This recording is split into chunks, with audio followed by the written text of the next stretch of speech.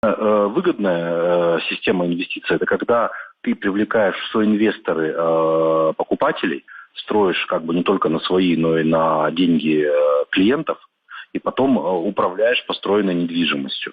В России эта система называется апарт-отели. Она очень популярна на юге. Она выгодна тем, что по факту ты строишь не на свои деньги, а потом ты управляешь и зарабатываешь на этом.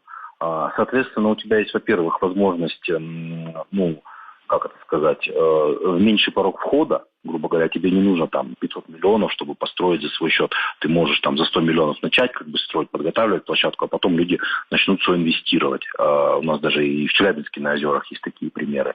Это, во-первых. Во-вторых, у тебя есть возможность, и это, мне кажется, для Абхазии крайне важно, построить за счет этого большой комплекс. Потому что я много приезжаю в Абхазию, я вижу очень много строек, но, к сожалению, все они достаточно локальные. Это нет какого-нибудь комплекса там, на 20 гектар, там, на 30 гектар, да хотя бы на 5 гектар. Так, чтобы вот зеленая территория и так далее. То есть тоже вот ландшафтный дизайн в Абхазии еще пока не сильно развивается, потому что, все думают, а зачем он, выйди за калитку, там у тебя эвкалипты, самшиты, все растет.